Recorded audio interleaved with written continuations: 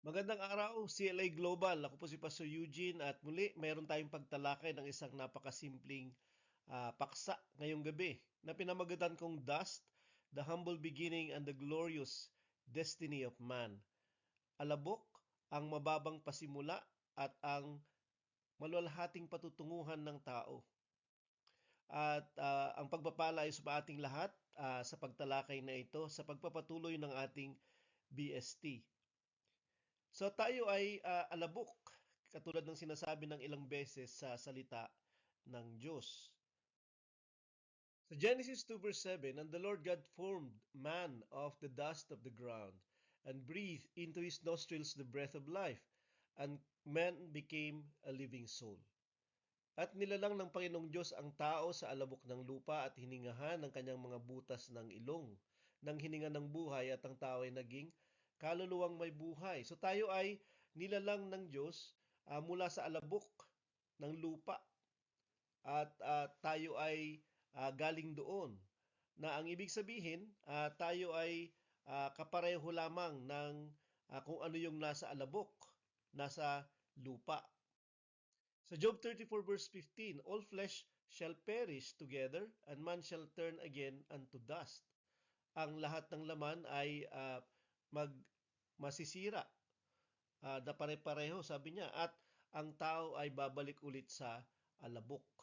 So, nandito yung patutunguhan ng buhay ng lahat ng tao. Kung tayo ay magpapatuloy pa, ay mamamatay din tayo at babalik sa alabok. Mabubulok yung ating mga laman at tayo ay babalik sa pagiging alabok. Kung ano yung nasa alabok o nasa lupa, ay ganun yung ating composition sa ating katawan. Sa Genesis 3 verse 19, "In the sweat of thy face shall thou eat bread, till thou return unto the ground, for out of it was thou taken. For dust thou art, and dust unto dust shall you return." At ito yung judgment ng tao pagkatapos sila'y bumagsak sa pagkakasala. At yun nga, sinasabi na ang kakainin nila ay kanilang paghihirapan o pagpapawisan hanggat sa sila ay bumalik sa lupa kung saan sila kinuha. Dahil ikaw ay alabok at sa alabok ka babalik. At ito ang kalagayan ng isang tao, hindi lamang yung kalagayan niyang mahirap dahil sa kanyang pamumuhay, di ba? After ng fall o pagbagsak sa kasalanan. Pero before that, hindi naman nila pinag-iisipan yung kanilang kakainin dahil ito ay malaya at libre nilang makukuha doon sa Eden. Subalit ngayon ay hindi na. Pero hindi lang yon, sila ay mamamatay at sila ay babalik sa pagkaalabok. Ang pag-uusapan natin ay hindi kamatayan, hindi rin yung Eden o yung buhay na mabuti nung bago sila bumagsak sa pagkakasala. Subalit, yung tao, yung tayo, ikaw at ako, bakit tayo tinawag na alabok? At bakit tayo ay yari sa alabok at babalik tayo sa alabok? Made of the same elements. Kasi tayo sa ating composition physically ay kapareho lang ng makikita uh, sa alabok o dust o kaya naman sa lupa. Yung mga elemento sa lupa, 'di ba? Sa ating mga nag-aral nung ating tinatawag na periodic table of elements, 'di ba? Sa ating chemistry long time ago. Nandun yung iba't ibang mga elemento. Pero meron din tayong mga elemento sa ating katawan nung nilikha tayo ng Panginoon. May oxygen, which is 65% of our body mass, di ba? Pero nandun din sa soil at saka sa air. Nasa lupa din yan at sa hangin na hinihinga natin. Carbon, okay, the backbone of organic molecules cycling through soil, plants, and animals. Hydrogen, nitrogen, okay, calcium, phosphorus, potassium, etc.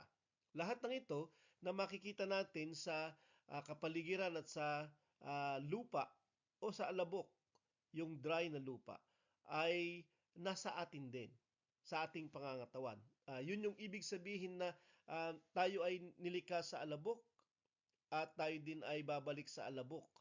Ang ating composition ay katulad lamang nung kung saan tayo kinuha, 'di ba, sa alabok. At kapag tayo namatay, babalik tayo sa alabok.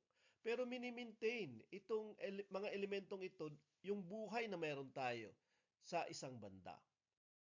So, ito yung periodic table of the elements. At dito, maraming iba't ibang mga elemento. Ang ilan dito ay yung mga elementong bumubuo sa ating pagiging pisikal, sa ating laman. At sabi ng Panginoon, the same thing na mga elemento ay nandoon din sa alabok kung saan tayo kinuha, nasa lupa din. Kaya nga kapag tayo ay nabulok, yung isang tao na namatay ay mabulok, siya ay magiging katulad na lamang ng dumi na nasa lupa. Magiging katulad siya nito kasi babalik siya sa mga elemento na basic kung saan siya finorm, nilikha. At yung mga elementong ito ay makikita natin sa iba't ibang mga pagkain na ating kinakain. Sa halaman, 'di ba, sa mga prutas, mga gulay, mga karne at mga bunga, ang mga elementong ito ay nandyan. Tinatawag natin silang mga bitamina at mga minerals.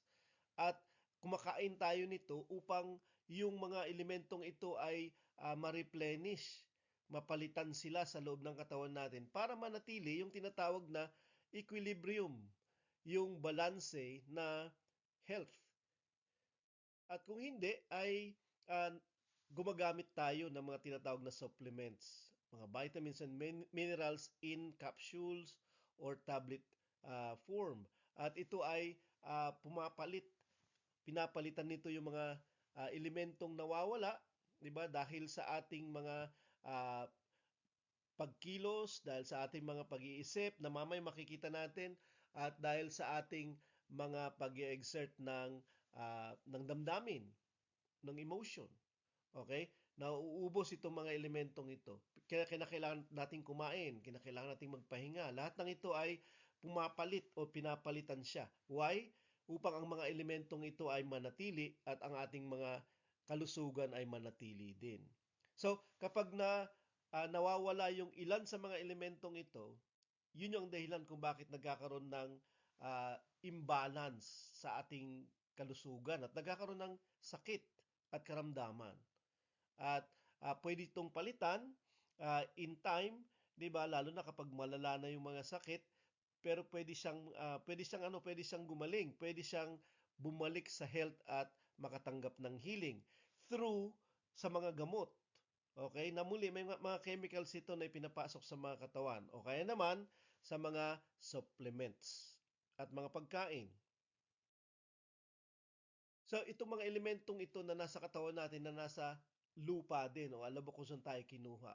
Like for example, yung oxygen nga, di ba? Nasa lungs natin yon, nasa blood natin, nasa bawat cell, di ba, na bumubuo ng ating katawan. At may oxygen kasi kinakailangan natin yan para huminga at ang hangin ay buhay sa atin. 'Di ba? Yan yung unang-una na ginagawa natin paglabas sa bahay bata ng ating mga nanay. Tayo ay humihinga ng oxygen. Kaya nga 65% ng bumubuong elemento sa katawan natin ay oxygen. Carbon ganun din. Okay? Para sa mga muscles, sa fats, sa liver, sa brain, skin, etc. Nandyan yung mga carbon. Pero may carbon din sa lupa. Fluorine, ganun din. 'Di ba? Nasa mga ngipin natin, nasa mga buto natin, pero makikita mo na nandun din sa lupa 'yan. Hydrogen ay ganun din, nitrogen ay ganun din. Okay? At ito ay dapat balanse at ito ay dapat nandiyan sa mga katawan natin. Kasi kapag wala itong mga to, ay maaapektuhan ng malaki yung ating kalusugan.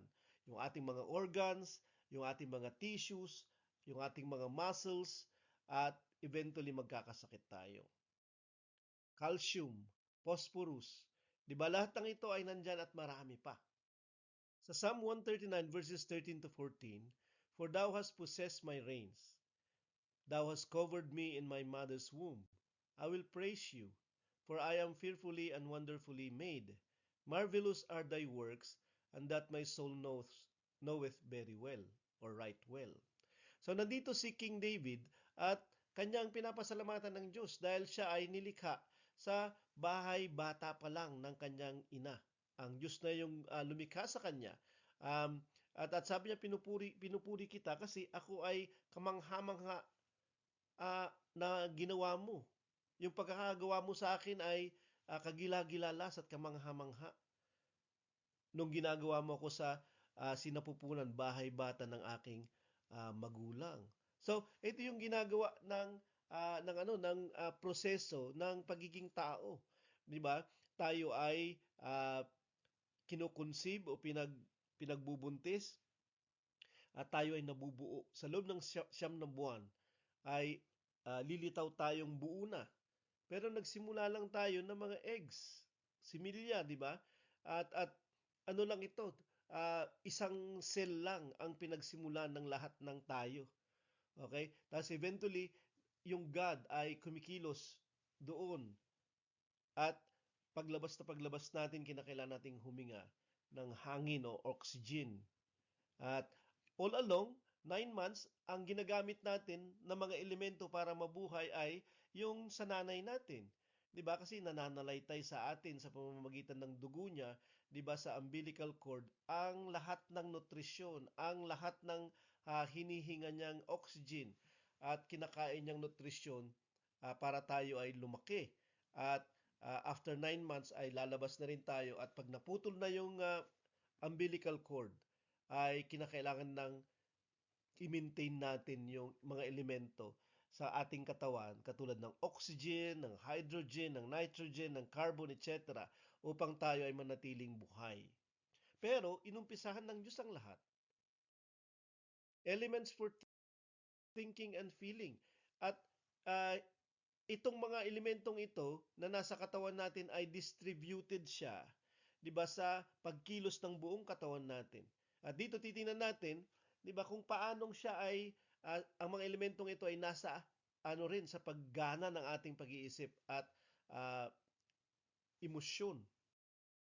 So sa pag-iisip at emosyon, kailangan ng carbon, ng hydrogen, okay, ng oxygen, ng nitrogen ulit. Okay, phosphorus, sulfur, at marami pang iba. Okay? At ganoon din yung mga hormones na marami tayo. Mga endorphins, mga serotonin, mga dopamine at iba pa. 'Di ba? At kung paano yung pagkilos ng ating utak, hindi lamang ng ating mga pakiramdam, ng ating mga thoughts, kundi yung pagkilos mismo kung paano tayo nag-iisip at umiintindi. 'Di ba? Kung paano tayo makaramdam happiness at saka well-being, 'di ba? May mga serotonin at dopamine, endorphins. Ito yung gumagawa upang tayo maging masaya. Pero kinakailangan ng nitrogen pala diyan at sulfur. 'Di ba? Yung N at saka S.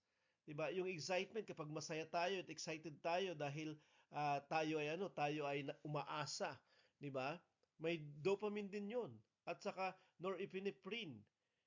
Pero dito sa mga hormones na 'yan, nandun yung nitrogen, yung elemento na makikita mo din sa lupa, 'di ba? Pero itong mga serotonin, dopamine na 'to, mga endorphins, 'di ba? Lahat ng ito ay uh, sa isip natin o sa pakiramdam natin. Pero ito ay kini-create, nililikha sila ng mga elemento na nasa loob natin.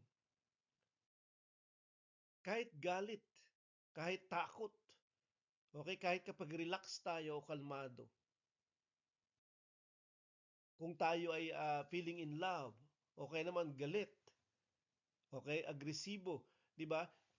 Merong mga elemento, 'di ba, na bumubuo ng mga hormones at ginagawa niyang maramdaman natin ng ating isipan, ng ating brain at iba pa.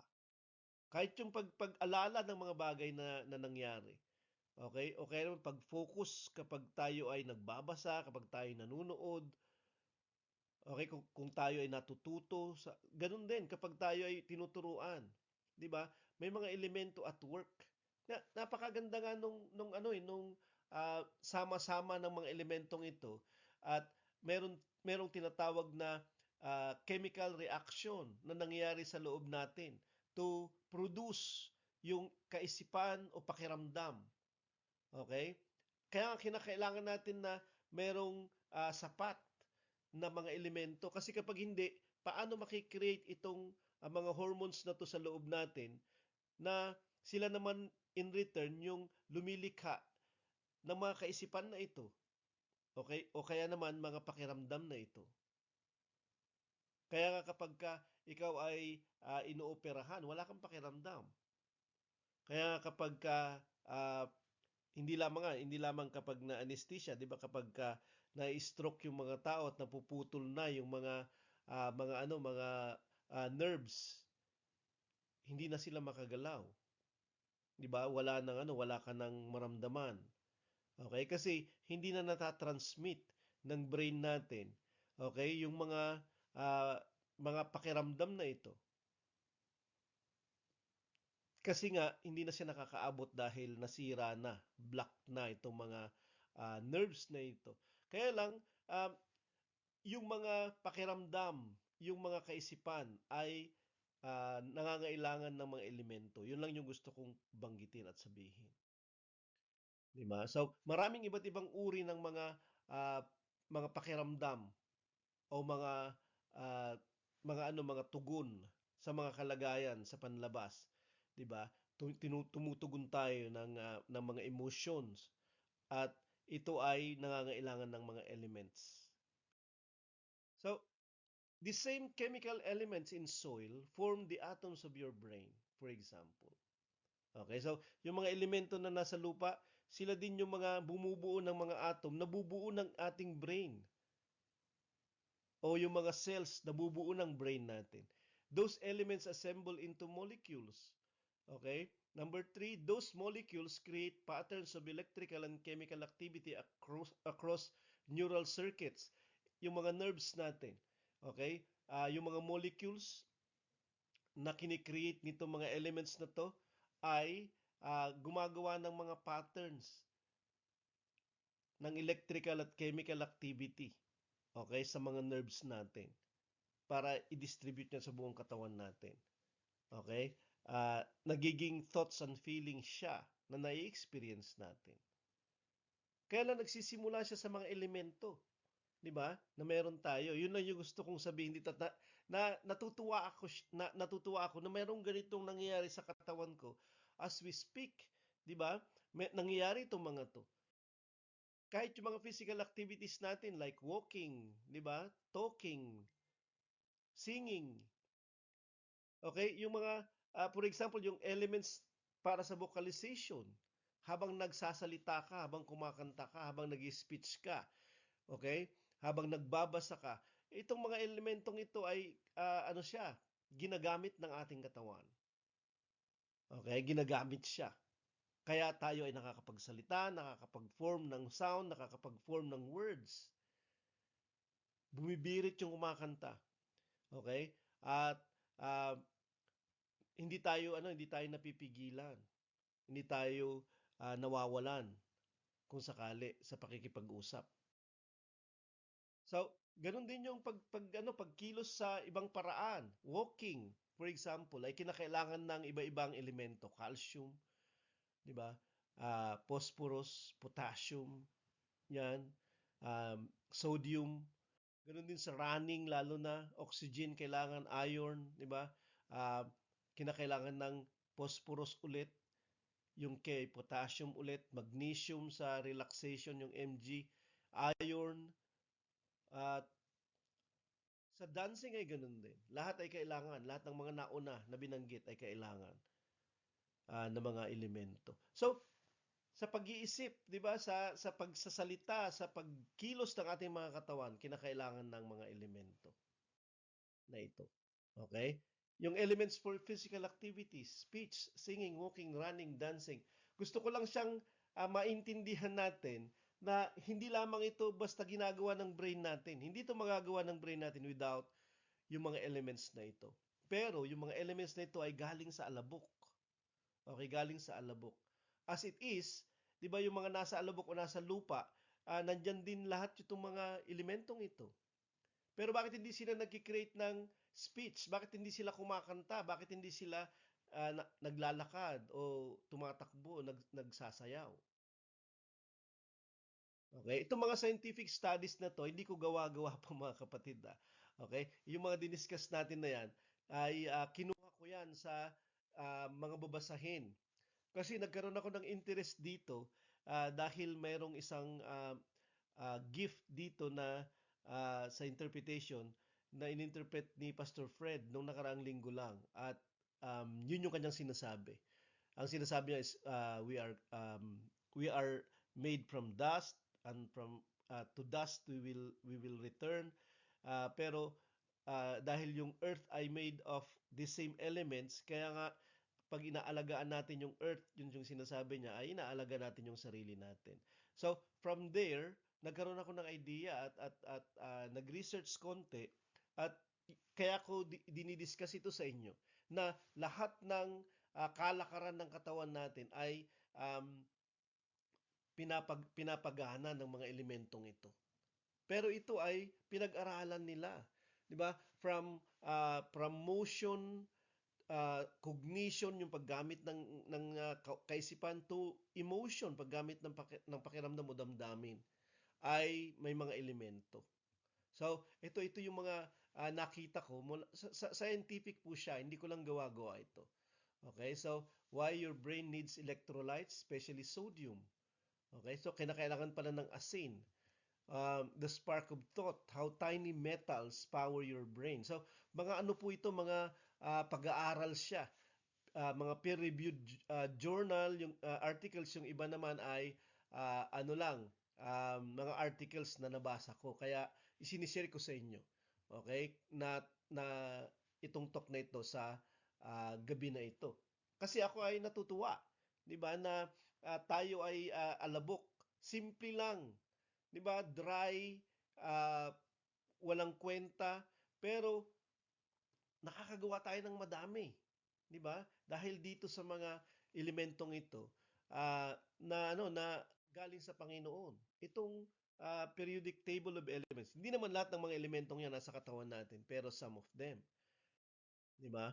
At pero bakit sila gumagana? Bakit katulad ng tanong ko kanina, 'di ba? Yung simple na 'yan na mga na dirt, uh, nakakapagsalita siya eventually. Kumakanta siya eventually, 'di ba? Meron pang nangyari bukod sa alabok lang na kinuha ng Panginoon o yung mga elemento lang. Sabi niya sa Genesis 2 verse 7 kanina, the Lord God formed man. Totoo yun, out of the dust of the ground. Kaya nga babalik siya dun sa dust. Kasi pareho sila ng composition.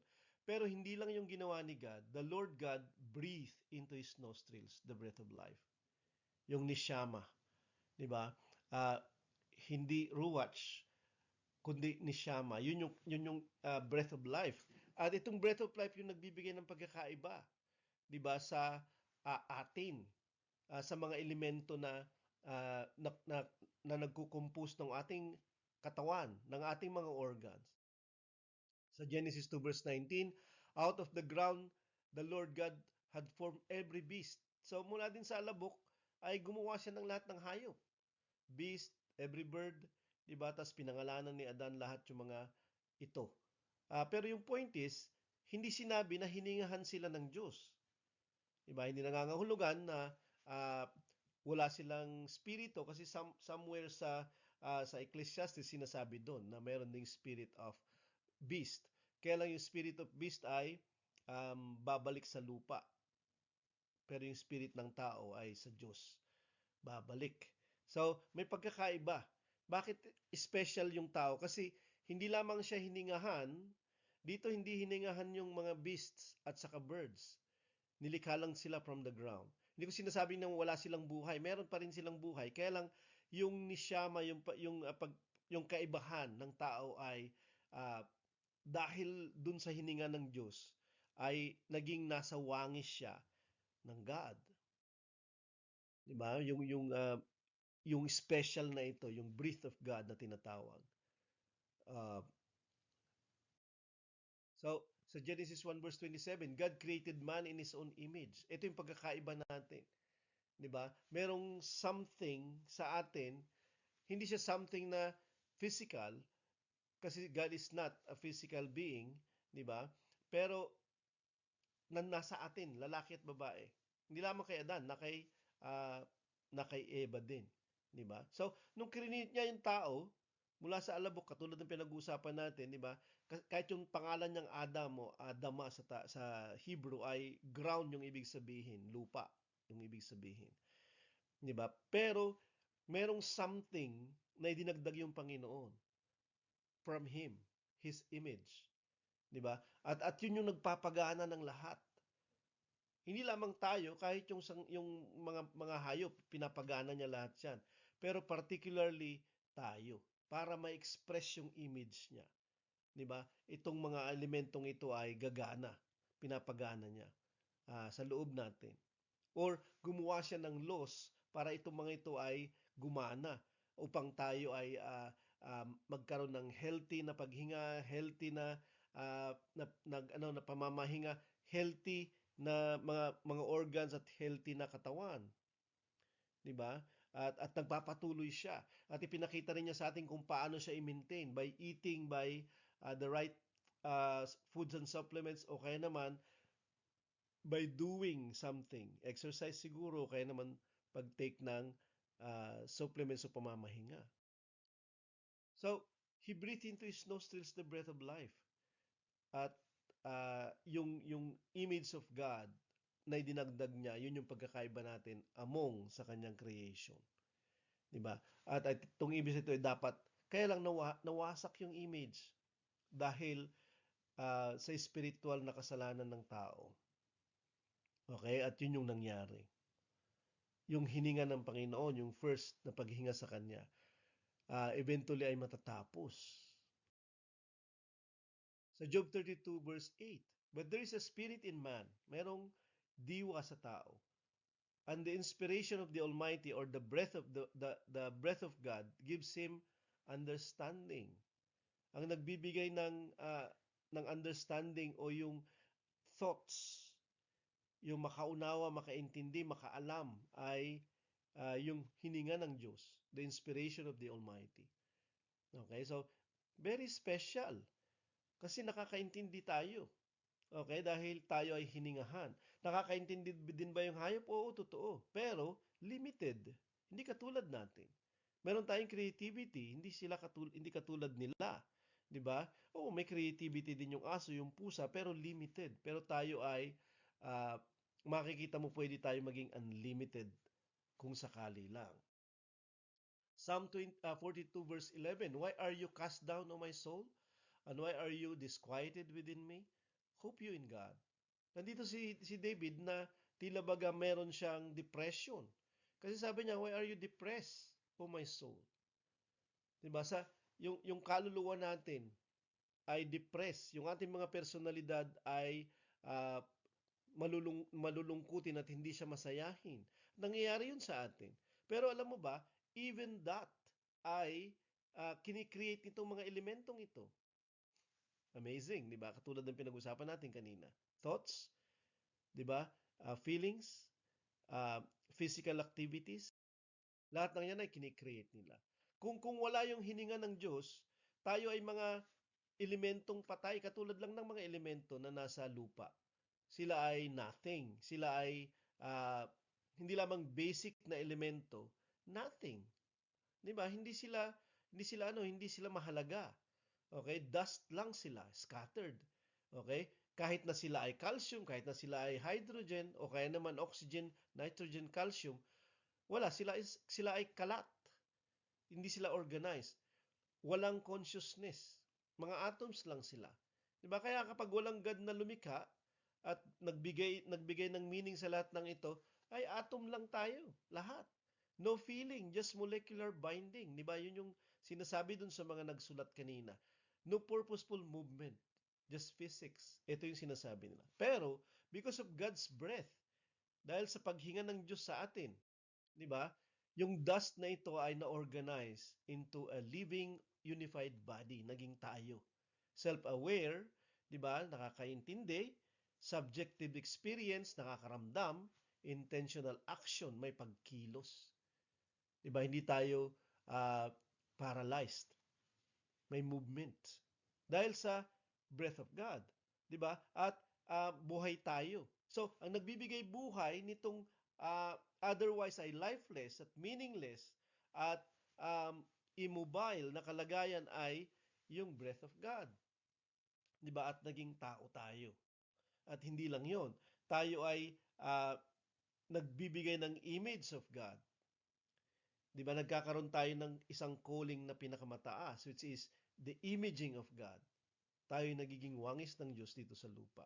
Diba? Kaya lang problema, ito ay nawasak dahil sa kasalanan. Diba? Sa Acts 17 verse 28, for in Him we live and move and have our being. Sa Diyos. Diba? Sa Kanya tayo nabubuhay, sa Kanya tayo kumikilos, at nagkakaroon tayo ng ating pagkatao dahil sa Kanya. Okay, at yun yung ginawa niya sa atin. From a very humble dirt, tayo ay nabuhay, tayo ay nakakakilos at nagkakaroon tayo ng personalidad. At yung personalidad natin ay nasa wangis niya.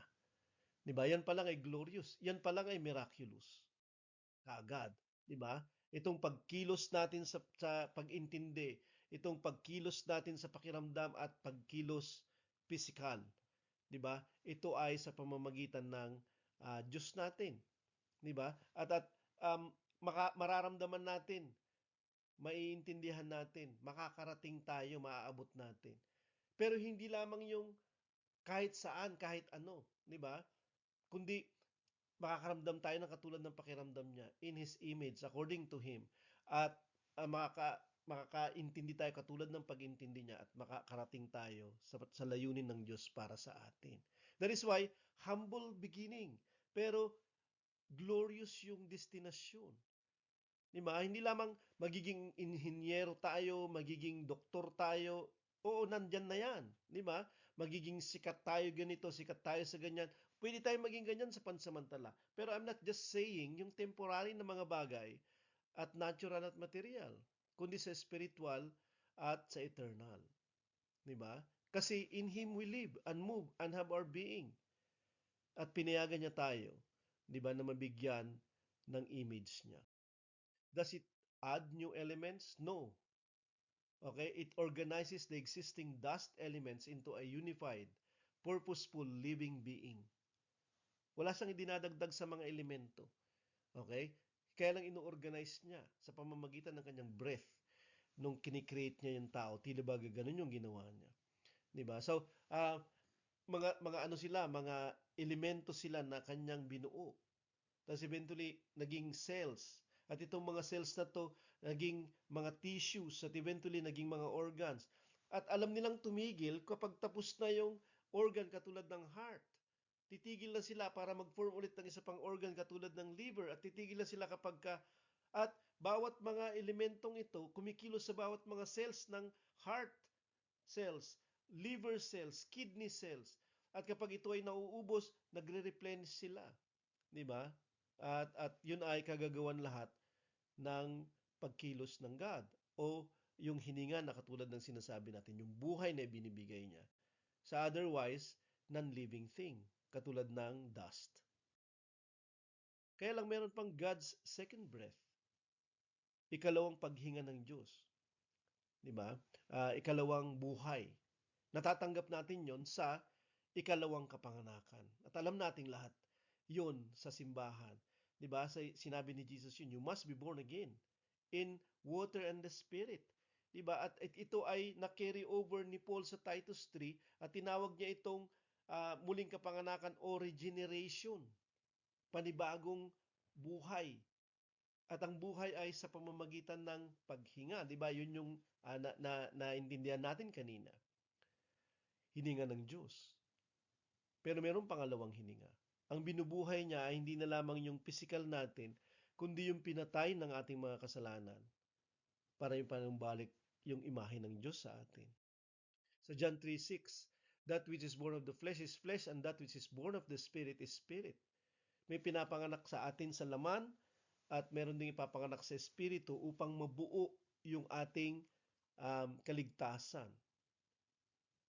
So, kinakailangan tayong ipanganak sa Espiritu. Ang ating Espiritu ay maipanganak muli. Okay? Mabigyan ulit ng buhay. Sa John 3 verse 7 to 8, marvel not that I said unto you, you must be born again. Okay? Huwag kang magtaka na sinabi ko sa iyo, kinakailangan ipanganak na muli. The wind blows where it list and thou hearest the sound. Merong sound, yung mabuborn again. Saan? Sa Espiritu. Kasi ito ay spiritual na kapanganakan, hindi ito physical na kapanganakan. Diba? Hihingahan tayo ulit ng banal na Espiritu, ng presensya ng Diyos. Katulad nung unang kapanganakan, diba? Huminga ang Diyos kay Adan. Pero ngayon, bibigyan niya tayo ng panibagong paghinga sa Espiritu. So, you must be born again. Kaya kinakailangan mo born again yung mga tao. Kasi hindi sila pwedeng pumasok sa kingdom of God. Hindi sila makakabahagi sa buhay ng Panginoon na kanyang inaalay. Sa 1 Corinthians 2 verse 14 at saka 16, the natural man receives not the things of the Spirit of God. Okay, yung mga taong hindi sila ipinanganak sa Espiritu ng Diyos, hindi nila maiintindihan yung mga bagay ng Espiritu ng Diyos. Kasi hindi nila ito nakikilala. Foolishness sa kanila yung mag-pray ka, yung ikaw ay magpuri sa Diyos, tatawanan tayo ng mga tao. O kaya naman, basahin mo araw-araw yung Biblia. Pag natapos mo, basahin mo ulit araw-araw. Pero kasi wala silang spiritual na pagkakilala. Kasi bakit? Sila ay hindi hiningahan, pangalawa, ng Diyos. Diba? At dahil dito meron tayong kapasidad na maintindihan ng Diyos. Meron tayong mind of Christ. Meron tayong kapasidad maintindihan yung mga bagay ng Diyos. Kasi we have the mind of Christ dahil sa Spirit na ibinigay sa atin. Ito yung glorious, di ba? Hindi lang yon, yung Spirito na tinanggap natin ay nag-create siya sa atin ng mga panibagong mga pakiramdam, mga panibagong tugon. The fruit of the Spirit is love. At sa Romans 5 verse 5, tinanggap natin yung Espiritu yung love nung binuo siya sa atin yung Espiritu niya. Diba? Tila baga, ang love na ito ay maraming mga flavors o maraming mga versions sa buhay natin. Tulad ng kagalakan, kapayapaan, pagpapahinuhod, diba? Kabutihan, etc., etc. Diba? Pero ang love ay yan yung essence ng God. Sa 1 John, di ba sinasabi niya doon na ang God is love. 1 John 4, God is love. Agape, di ba? Ito ay katangian ng Diyos. Meron din kapangyarihan yung Panginoon nakikilos sa ating sa pamamagitan ng ikalawang paghinga niya. Kasi kapangyarihan, okay? Bunga ng Espiritu yung dadalhin niya sa atin. Sa Romans 8 verse 11 at saka verse 13, if the Spirit of Him that raised up Jesus from the dead dwell in you, He that raised up Christ from the dead shall also quicken your mortal bodies by His Spirit that dwells in you. So, hindi lamang understanding, hindi lamang babaguhin niya yung ating mga pakiramdam. We will be loving, we will be at peace, we will be gentle, etc. Kundi gagawin niyang kumilos tayo. Hindi na lamang para sa mga sarili natin, hindi na lamang para sa mga gusto natin, kundi para sa kalooban ng Diyos at para sa kapwa. Meron ng ganito na pagkilos. Di ba? Mabubuhay na tayo sa kalooban ng Diyos at kalooban ng Espiritu. Ito yung gagawin niya. Pero alam mo, ginagamit pa rin niya lahat yung mga elementong ito sa loob natin. Pero iba na yung kaparaanan. Iba na yung bunga. Okay? Mas glorious. Bumabalik tayo dun sa kung ano yung hindi lamang kalooban ng Diyos, kundi yung wangis ng Diyos. Kung siya yung mag-iisip, kung siya yung makakaramdam, kung siya yung kikilos, paano ba? At ito'y nagagawa sa pamamagitan ng Espiritu sa loob natin. Using the same elements, di ba, sa loob, upang mag-create ng emotion, masigit pa sa emotion, mag-create siya ng thoughts, understanding, di ba? At mag-create siya ng movement para gumawa at kumilos at sumunod. Paano ang nangyayari kapag mayroong himala? Di ba? Itong mga elementong ito, ano ba ang nangyayari? Ibig bang sabihin, hindi na ginagamit ni Lord yung mga elemento sa loob ng katawan ng tao? Halimbawa, kailangan niya ng kagalingan, di ba, cancer, o kaya naman nagpi-fail na yung kanyang kidney at iba pa. At alam natin kapag may mga ganitong mga problema sa pisikal o sa kalusugan, alam natin na meron ngang ganong problema sa mga elements na present sa katawan. Hindi niya tatanggalin yung elemento, di ba? Katulad lang ng nung siya ay naglakad sa tubig, may tubig pa rin. Kaya lang, in-overrule ng kanyang kapangyarihan yung kung ano yung nandyan sa normal. Parang yung healing, kung natural siya, ay mabagal. Pero pinabilis lang niya, pinafast track niya. Di ba? At kaya niyang gawin yun sa atin. Dahil sa presensya ng kanyang hininga, ng kanyang spirito. Di ba? Yun yung ginagawa niya sa miracle. Kaya nakakita tayo ng mabilis. Kaya nakikita tayo ng imposible. Di ba? Kasi wala pang gumagawa noon sa natural na kalagayan. Pero dahil meron kapangyarihan at presensya nito, di ba? Lalo-lalo sa mga tumanggap ng mga bagong kapanganakan. Anong sabi niya sa Mark 16? Lalakip sa mga mananampalataya ang mga tandang ito. Hindi lamang sila magsasalita sa iba't ibang wika ang mga mananampalataya. Di ba? Sila ay magpapalayas ng demonyo. Sila ay gagawa ng maraming himala. Kasi mayroong sangkap na nasa kanila mula sa itaas. Di ba? Yung ikalawang hininga, the second breath. At ito ay very powerful sa kasalukuyan. At eventually, ito din yung kikilos upang tayo magkaroon ng eternal life. Sa Jeremiah 30 verse 17, I will restore health unto you, and I will heal thee of thy wounds. So, ipapanumbalik ko yung kalusugan sa iyo, sabi niya, at pagagalingin ko ang iyong mga sugat, latay, because they called you an outcast. Kahit na tinawag ka nila na wala na, di ba? Tinanggihan ka na. O kaya naman hindi ka na pinipili, hindi ka na hinahanap. Sa mga kawawa, merong pag-asa. Merong restoration, merong healing. Sa mga walang kaligtasan, may salvation. Sino ang gagawa nito? Ang Diyos. Kinakailangan nating sabihin sa mga tao, kinakailangan nating ipamalita sa kanila. May restoration, merong healing, may salvation. May pagkilos na makapangyarihan gamit ang mga nandyan na sana ay lifeless, sana ay helpless, sana ay hopeless na mga elemento o mga tao, pero babaguhin ng Diyos. Sa Psalm 104 verse 29 to 30, Thou hidest thy face, tinago mo yung iyong mukha, they are troubled, at sila ay nabagabag. Pag wala yung God, kabagabagan, walang kaligtasan, kasiraan, judgment, kapag siya ay tago. Pero minsan, lumalayo kasi yung mga tao. Kaya nandun yung kalagayan na mahirap.